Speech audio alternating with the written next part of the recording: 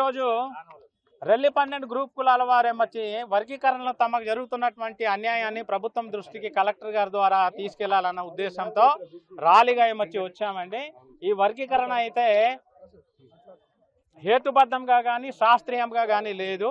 ఎందుకంటే ఉత్తరాంధ్రలో మాది కన్నా ఎక్కువ జనాభా ఉన్నటువంటి రెల్లి గ్రూప్ కులాలకి 1%, రెల్లి గ్రూప్ కులాల కన్నా తక్కువ ఉన్నటువంటి మాదిక గ్రూప్ కులాలకి ఏమొచ్చి 6.5% ఇవ్వడము ఇది శాస్త్రీయత లేదు, ఇది హేతుబద్ధం కూడా కాదు.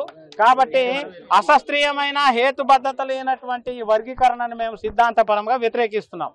కాకపోతే సుప్రీంకోర్టు వారు ఏదైతే ఆదేశాలు ఇచ్చారో వర్గీకరణ చేస్తే విద్యా ఉద్యోగ అవకాశాల్లో ఎవరైతే అందరికన్నా వెనకబడ్డారో వారిని గుర్తించి వెనకబాటుతనాన్ని బట్టే మీరు రిజర్వేషన్ కల్పించాలి. దాని గురించి శాస్త్రీయమైనటువంటి డేటా మీరు సేకరించి ఆయా కులాల వారికి మొదటి ప్రాధాన్యత ఇవ్వాలి అని సుప్రీంకోర్టు వారు చెప్పారు.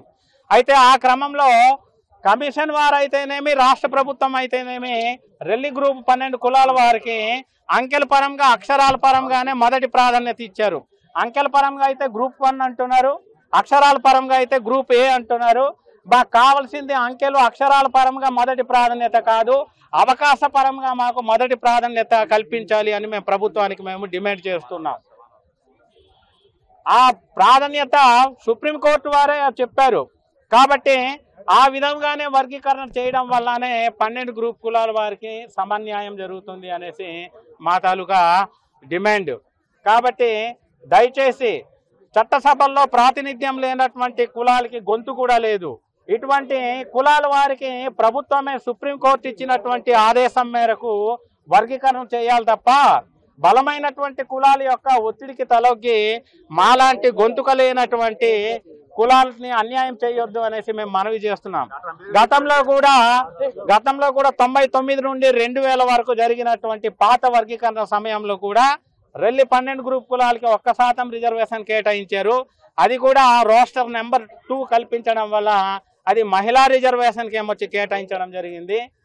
ఏలో మహిళా అభ్యర్థులు లేనప్పుడు బిలో ఉన్నటువంటి మాదిగ గ్రూపులకి ఏమొచ్చి ఆయా విద్యా ఉద్యోగ అవకాశాలు మొత్తం వాళ్ళకి వెళ్ళిపోయాయి తప్ప ఆ పీరియడ్లో రెల్లి గ్రూప్కి సంబంధించినటువంటి పురుష విద్యార్థులకి కాలేజ్లో చదువుకోవడానికి కానీ ఉద్యోగాలకి అప్లికేషన్ పెట్టడానికి కానీ ఎక్కడ కూడా అవకాశం లేకుండా 5 సంవత్సరాలు పూర్తిగా తరమే 5-6 తరాలే పూర్తిగా నిర్వీర్యమైపోయారు.